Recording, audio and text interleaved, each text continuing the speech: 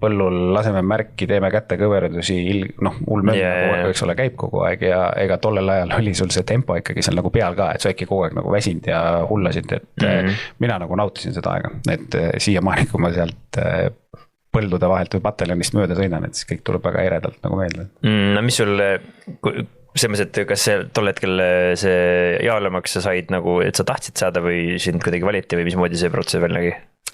Kuidas sinna said jaalemaks? Me olime juulilend, mis tähendas, et sealt suur osa ju pidi nagu minema jaolemateks, aga mina läksin vabatahtlikult jah, et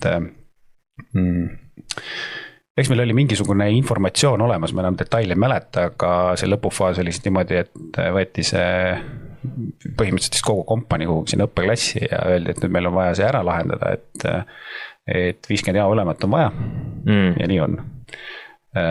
Mis seal lõpuni toimus ja kuidas see 50 täis saadi, ega ma ei tea, sest et ma tõstsin suht esimesena käe, ütlesin, et ma panen allkirja ära, et ma lähen teen oma asju edasi vaata. Okay. Sest peale seda tuli ju suur lahingkompanii A-kompanii peale, et neid mehi oli vaja juhtida. No sa mäletad ka, mismoodi seal siis seda juhtimist õpetati ja olemale?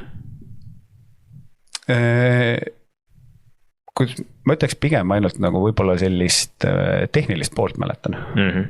Et kuidas nagu lahendada neid ülesandeid, no eriala mingis mõttes, sõjaväelasest juhi eriala, et kuidas lahendada neid probleeme, mis